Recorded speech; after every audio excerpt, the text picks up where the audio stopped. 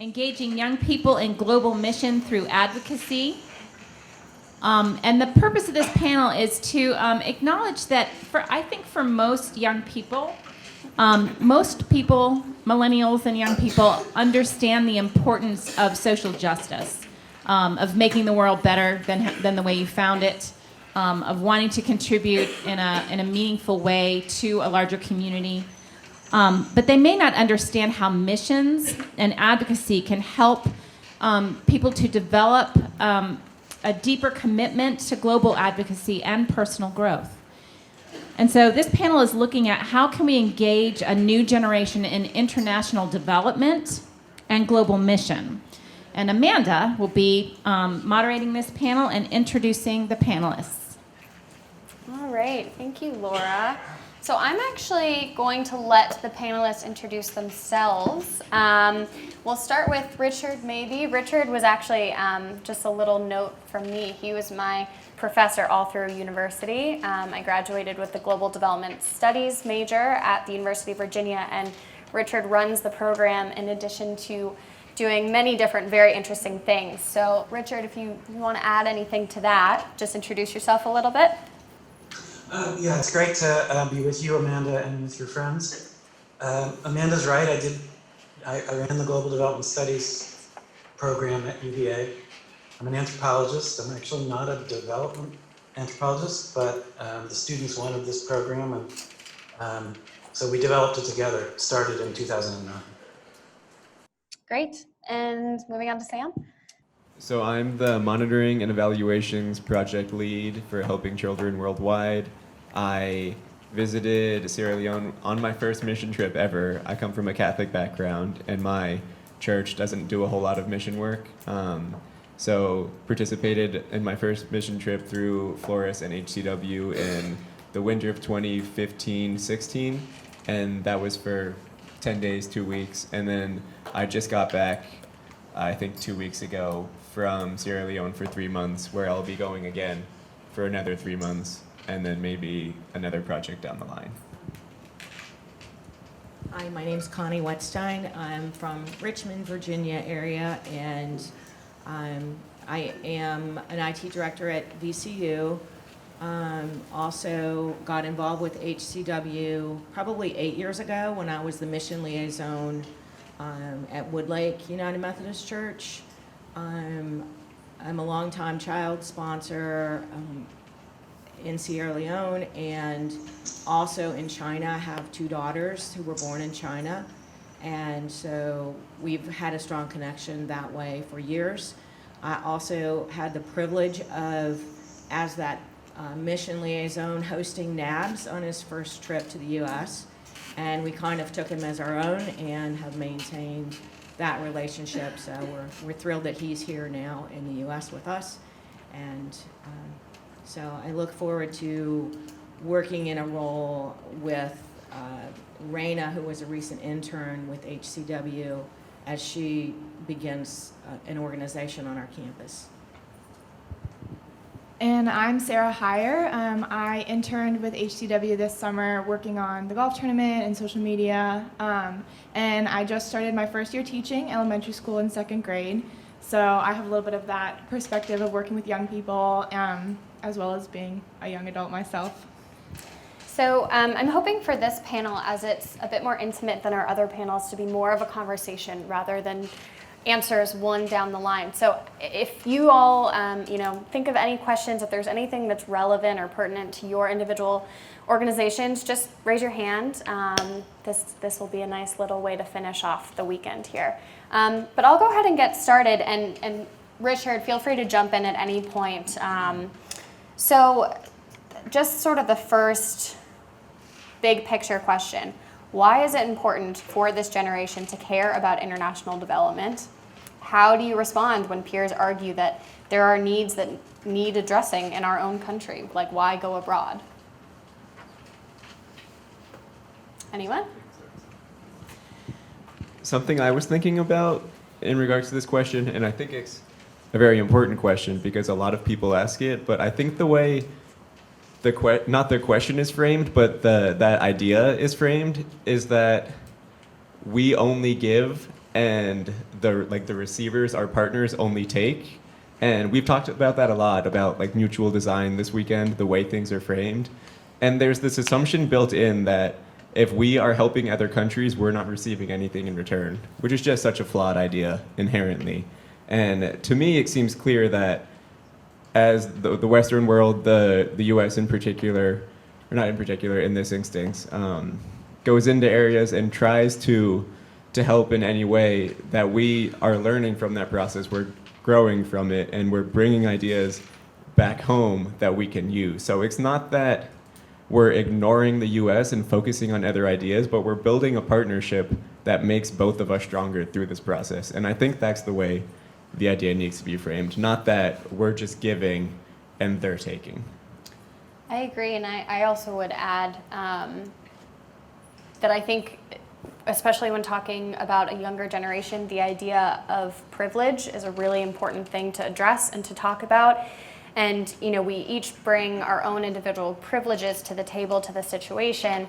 But if you're looking at the U.S. versus another country, a privilege that the U.S. has, while not obviously being perfect by any means, is there are institutions and frameworks and social safety nets and things that might exist here and not exist somewhere else, where potentially, the nonprofit sector, the private sector, something has to step in a bit more, or there's a bit more opportunity for them to work there.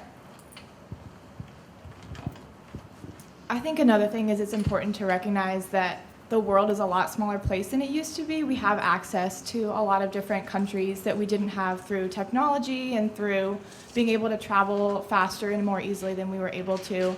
And one thing that we're teaching our kids, at least in the county that I work in, is to be global citizens, that we go beyond just our school, our community, our country, that we are part of this global world that we can all, like Sam said, learn from each other. And I think that's something that we try to teach younger kids now, that when they grow up, they can be those global citizens and be able to relate to people around the world and learn about other cultures and communities as our world is changing and evolving and becoming that closer community.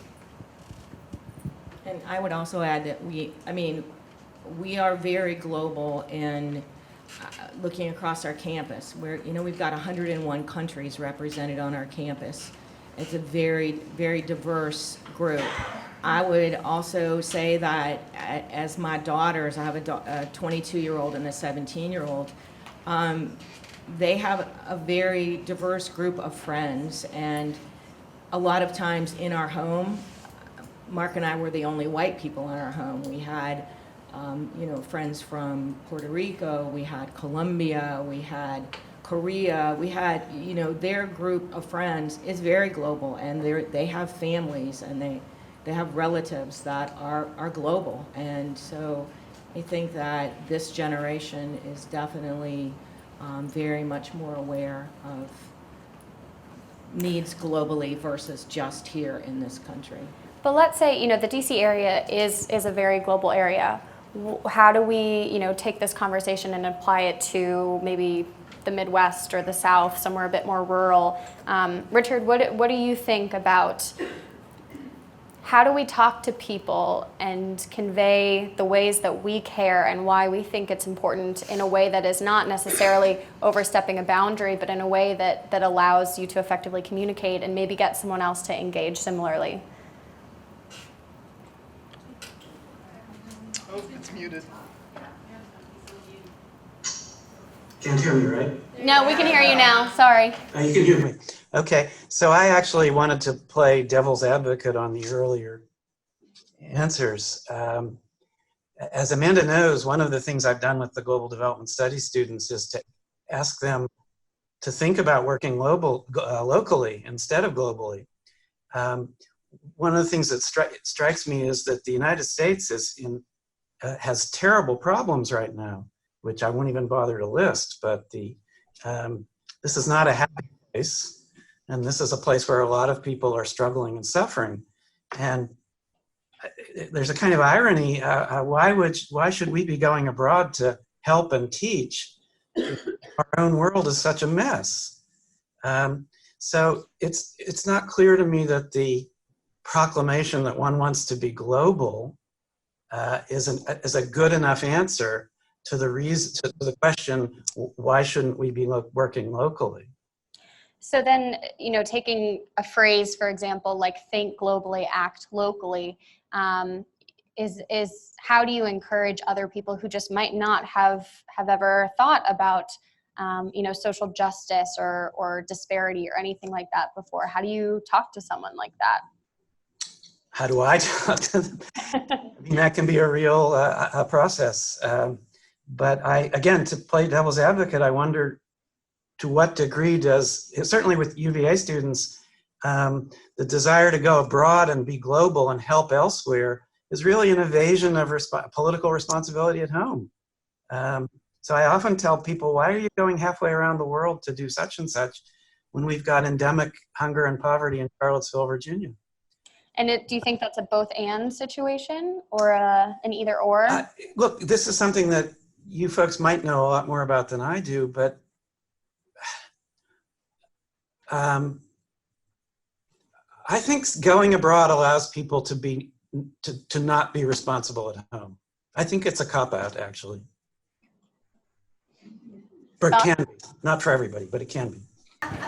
I was thinking about that a lot yesterday during the medical panel because we were discussing access to healthcare and about how a lot of people in developing parts of the world don't have, like, how access is such a barrier. And it made me think about the push for Medicare for all that's happening right now, because we have people in the US who are dying because they don't have access to healthcare.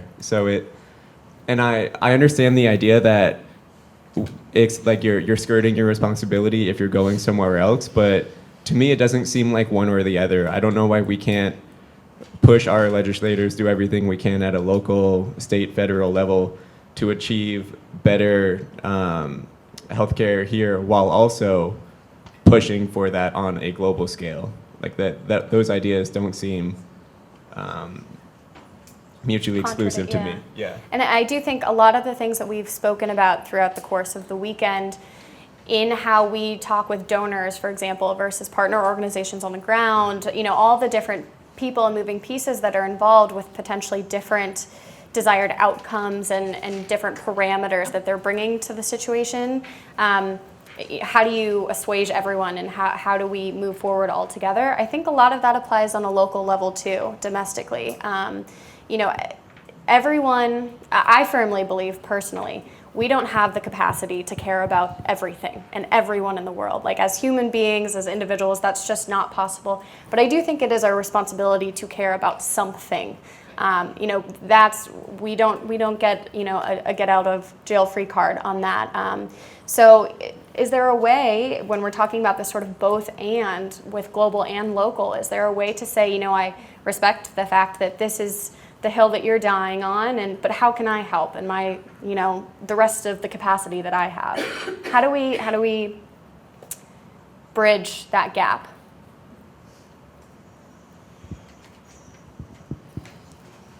Well, I have one thought on that, if you can hear me. Yep. Because one of your questions was about privilege. And one of the things that just drives me nuts about sort of the global action among students is that, as you all know, they have the privilege to choose where they go to help. And they don't see that as a privilege. They just, it's like a consumer choice. Oh, I'm interested in India, so I'm going to go to India. Most people in the world don't have the privilege to do that. Now, when Amanda talks about, of course, you're right that I don't want to criticize the person who becomes interested in India and goes and works there. But on the other hand, to have the choice to go somewhere else and work, and also the choice not to help at home, that's a pretty profound amount of privilege. And I'm not sure what you do with that. But one of the things I do with that is try to just make students aware that not everybody has the choice to go and help wherever they want. And it is a privilege. And what universities talk about that enough. So what does that conversation look like amongst friends, for example? If a millennial, if a younger person is coming back from a mission trip, for example, or from doing, having some sort of international experience, is one of the solutions to stay engaged from their home country? Is it to take those same solutions and mindset and apply them locally to their community? Is it to just, what kind of conversations need to be had and what actions need to be taken? Yeah, a question for everyone? Everyone, yep.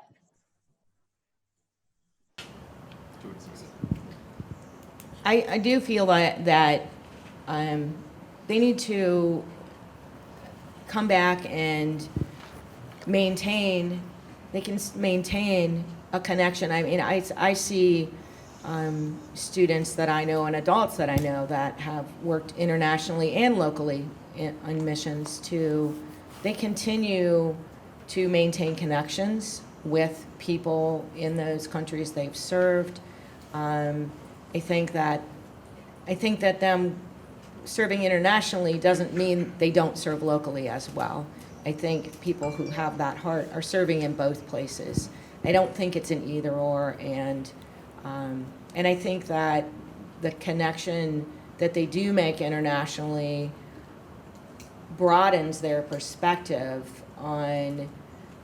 I mean, I think my international trips certainly changed me and made me realize that, it didn't make me step out of the privilege I had here to see a lot broader vision of the world. I think that's very important, but they can definitely maintain connections both ways, respect, teaching others about what they've witnessed there.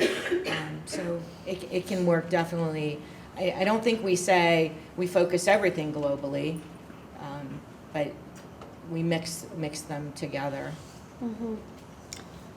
So building off of that, I think, one of the hot button topics right now is volunteerism, right? And when we're talking about short-term missions and we're talking about youth going abroad, is there a way to, recognize that privilege, use that experience to expand your global mindset, to recognize other ways of living other than yours, and do so in a way that is not going to hurt more than help? This is something that we've talked about throughout the weekend, but how do we discuss this with young people who have limited life experience? How do we, what language do we use that is going to, maintain engagement, but also maintain respect for everyone involved?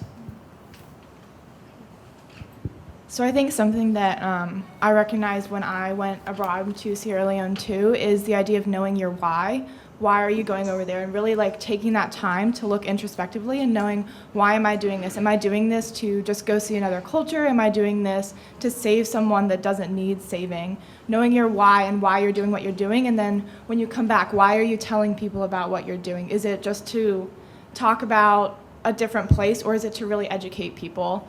And so I think that's something that, just like that idea of knowing your why, of why you're doing what you're doing, has been really important in talking about mission work, and especially with young people too.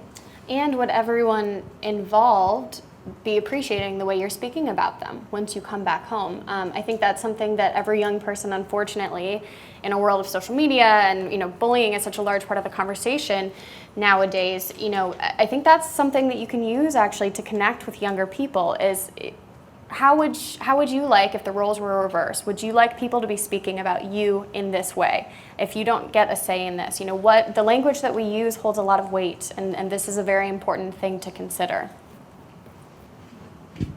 Yeah, I agree with that. Go ahead. I witnessed actually with my own daughter, who my daughters have not traveled internationally, but they've done a lot of local mission trips, and she came back from a mission trip, and one of her traveling mates went into school and really bragged, really made it more of a bragging thing about what she had done. And my daughter was really, really offended by that, that she felt like her serving was a very personal thing, and that, definitely how young people come back and portray what they did and discuss what they did is a reflection too. And it's really, really important, I think, that So how would someone like your daughter, for example, speak to her friend? And what would, there's no right or wrong answer necessarily, but what we're trying to come up with best practices here and kind of come out of this with a consensus. Right. So what would you recommend personally? I recommended, and I think she did actually speak to her about that. And we spoke to our daughter about it as well, that, you need to be very sensitive and know your why, about why you're serving, and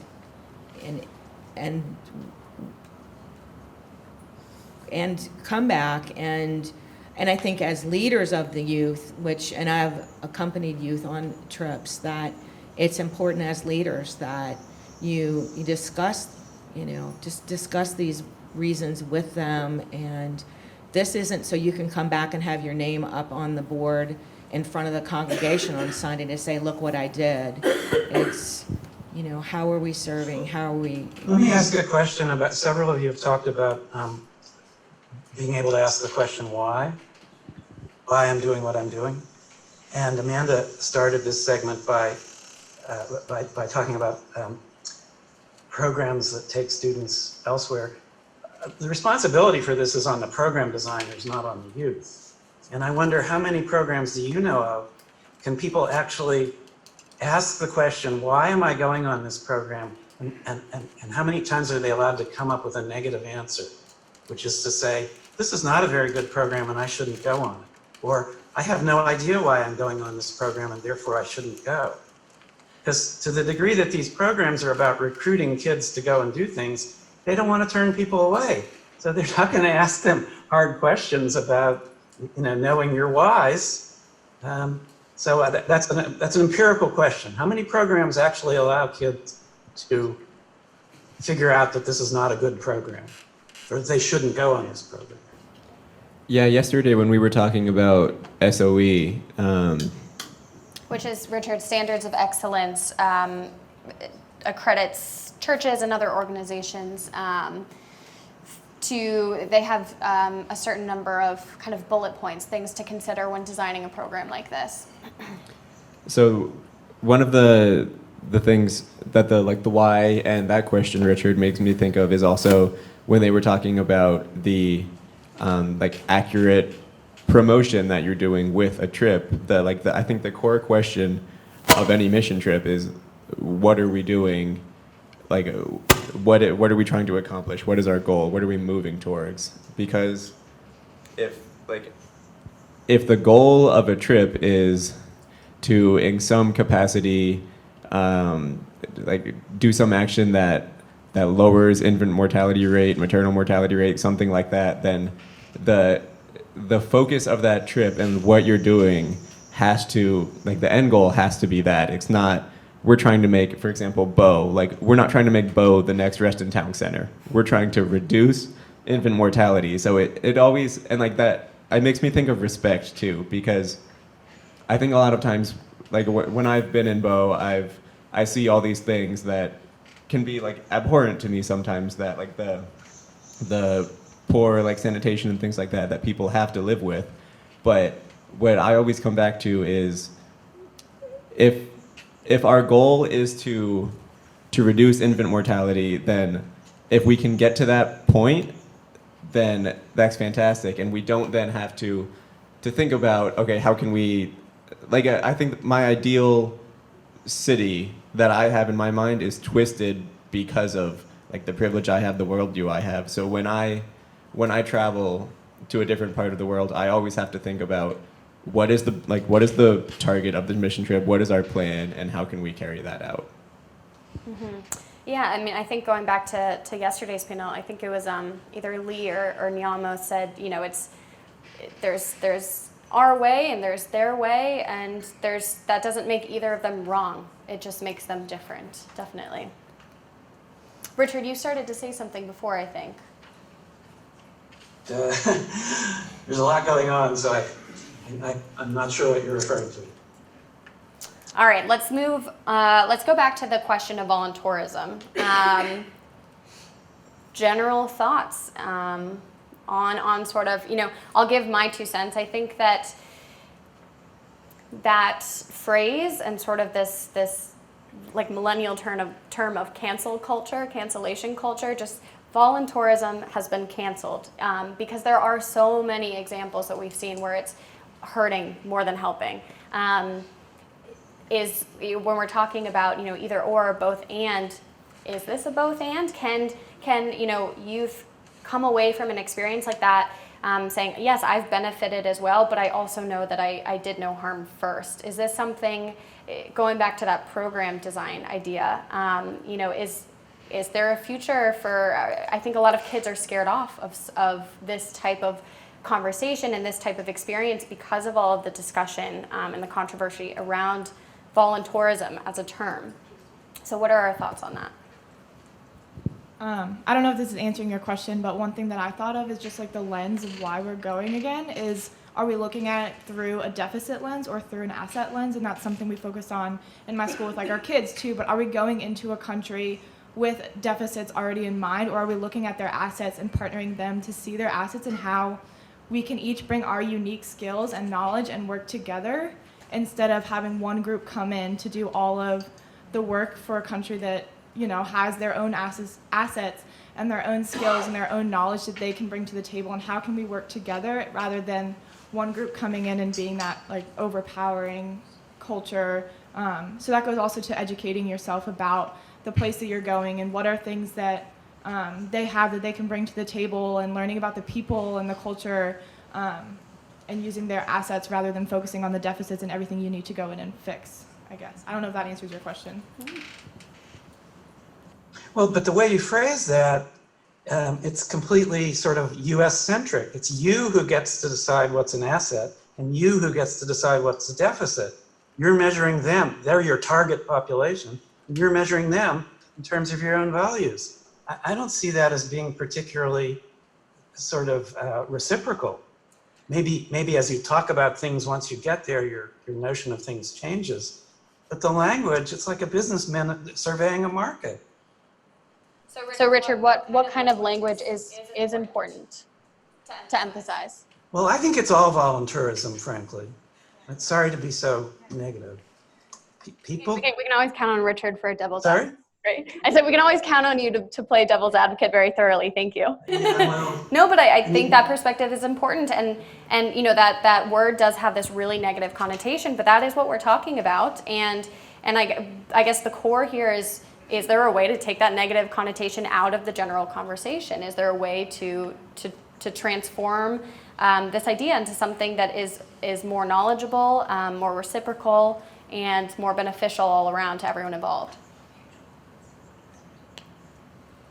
Well, the first question I have is, why are people going on mission trips, whether they're secular mission trips for development or religious mission trips, instead of doing what was done 50 years ago, which was called study abroad, where you went to some place to learn from those people, to learn a language, to learn history, to learn culture, without any assumption that you were going there to help them?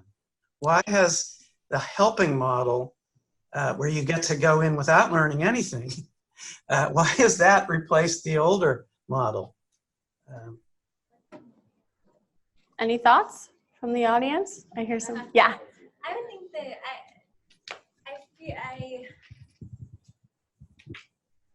I can see, I do agree in the sense that I feel like there's an onus on the Christian church in the way that we promote these trips, because these kids are supposed to raise their own support. And so we sell them the need and the issues and the problem. We tell them what they're going to go do so that they can go promote that to the people that are supporting them. And we call it missions. But really that change, it's that terminology thing where if you're using that word short-term missions, it's already putting it on you're the savior, you're the hero. And so I do think that I wonder what the responsibility is of the Christian church to not utilize that kind of terminology of short-term missions, to where it is what it is. It's this learning abroad, it's this experience, it's this exposure trip, and I think they're extremely valuable. It changed my life. I think it is completely valuable for young people to do, so I don't think it should stop, but it is that mentality of, as a 10th grader, I'm going to serve and minister to these people, and not that God can't use that, but it's just it just puts people in a place of initially thinking, we are the savior. Mm-hmm. So and maybe as I enter my adult years, I'm not so much in the US based Methodist church, I'm living abroad. But when I grew up in the North Georgia Annual Conference. And actually the birth in me for missions came from a very dynamic youth pastor who made us serve the North Georgia Annual Conference. Back in the 90s, we couldn't afford to even go to Florida.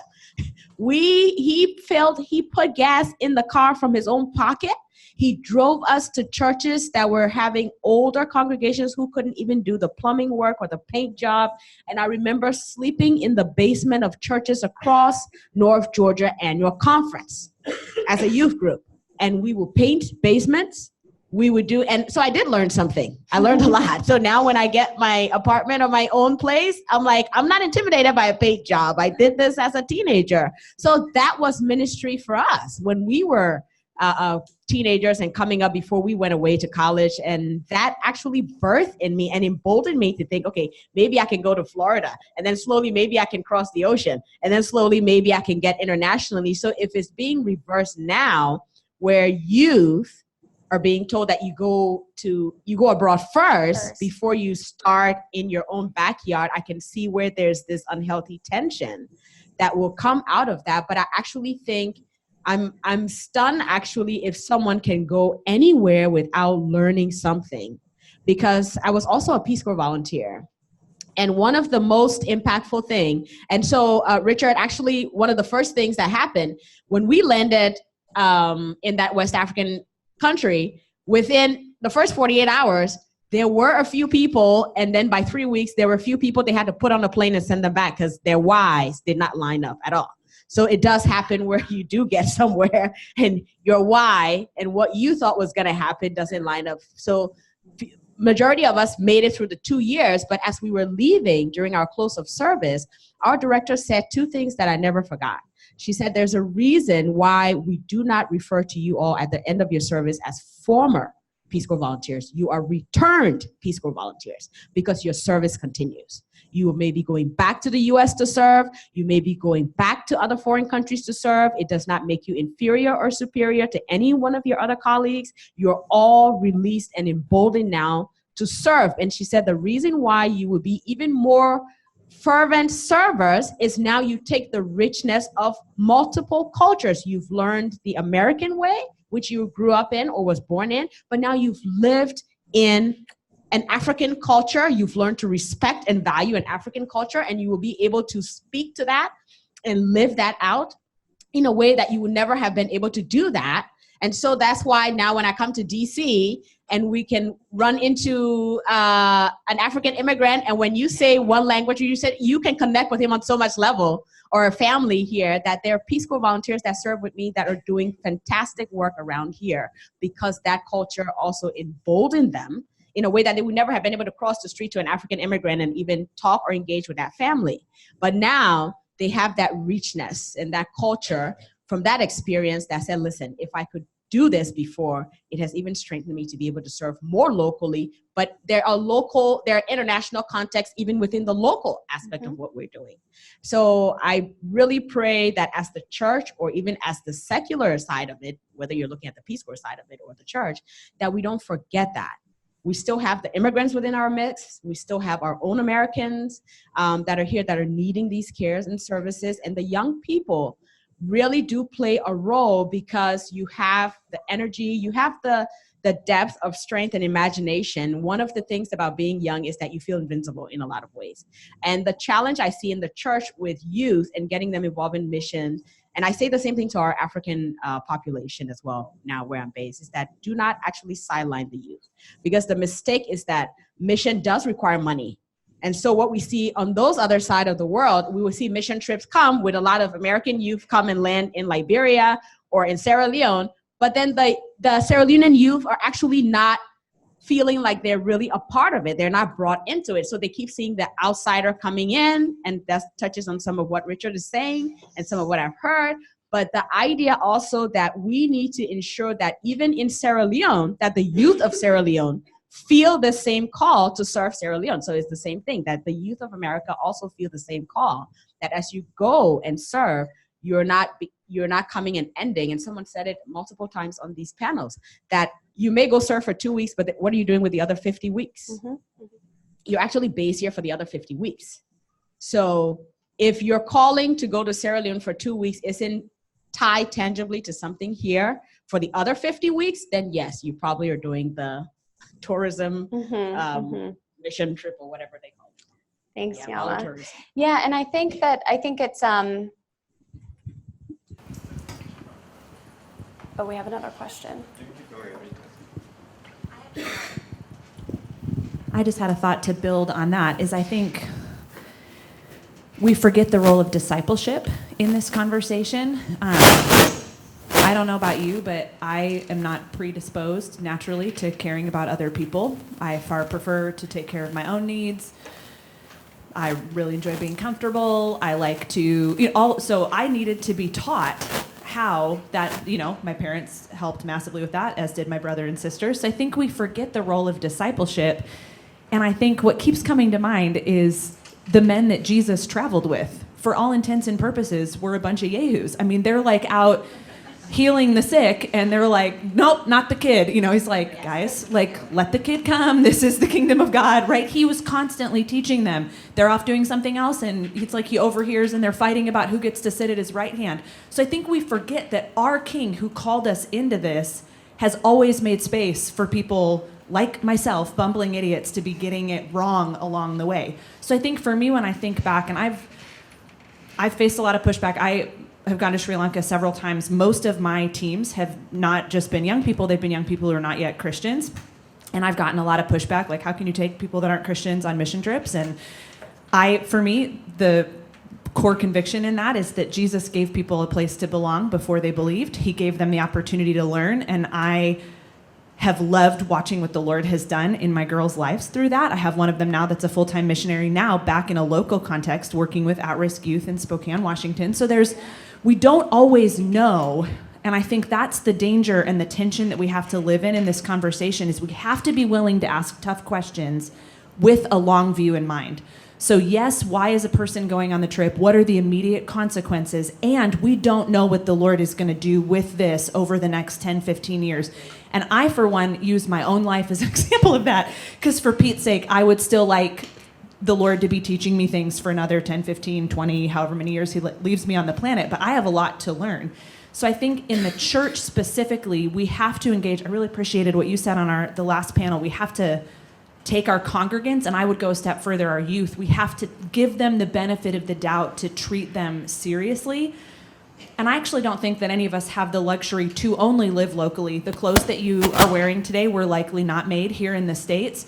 Depending on how careful you're being on supply chains, we can be thinking locally and wearing fast fashion that exploits somebody else in another country. So we have to be training our young people to understand that none of us live as local citizens alone. Everything I do here has an impact somewhere else. So then how are we going to train them, make space for them to get it wrong? You would not believe some of the dumb things that my girls have said and done on trips. I am careful, like the bumper bowls, to make sure that they're not doing lasting damage.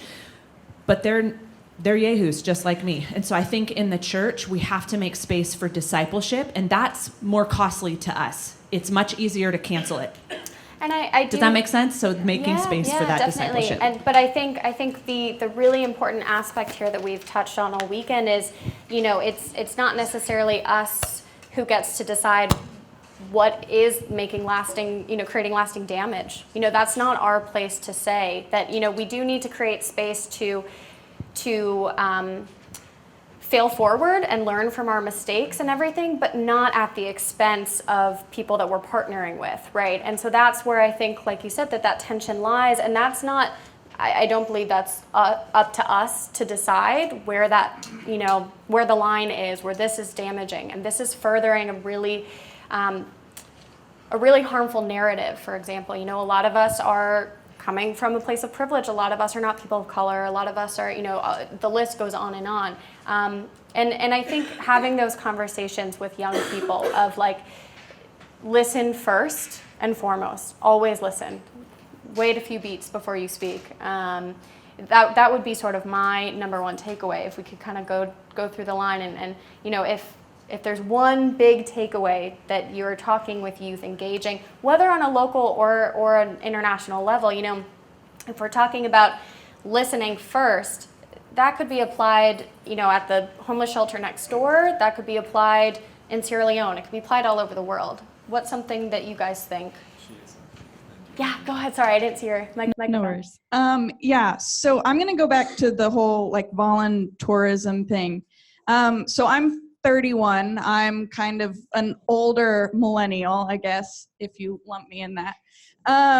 And I'm the product of going on mission trips. I wouldn't be doing what I'm doing, working overseas with kiddos in Uganda, if I hadn't grown up going on those trips. That being said, I think there is a huge responsibility of the church, like we were saying, to inform the youth. Growing up, I grew up in a large non-denominational Christian church in Florida, and growing up, you are, when you think about like what are the super Christians, it's the missionaries, it's the people going into ministry. So there's this mindset that's really prevalent in the Christian church that like, oh, if you really are living out your faith, if you are really following God, like you go into ministry, you go into missions. And so I feel like that drives a lot of that voluntourism, that mindset in Christian churches where it's like, yeah, growing up, you're like, I don't know what I'm going to do, but I want to follow God. And the best way I can do that is going on mission trips or going into missions or going into church work or that kind of thing. So I think there is a responsibility on the church to have those kinds of conversations with youth, to not always idealize like going overseas, and like we're saying, to focus on how you can have a role locally. You can love others with a business job and a corporate job, that kind of thing. And so I do think that that's a mindset within the church that needs to shift, and we need to inform and work with youth in that regard Not as exclude well. that Yeah. from that Yeah. them from the conversation, right? Well, thank you all. I, for one, am very excited to unpack this further at the deeper dive sessions, and I'd love to get anyone who's interested to join us and maybe bring some of your own personal anecdotes to the conversation, how this applies to your individual organizations or work. But thank you guys again. Thank you, Richard, for joining us. My pleasure.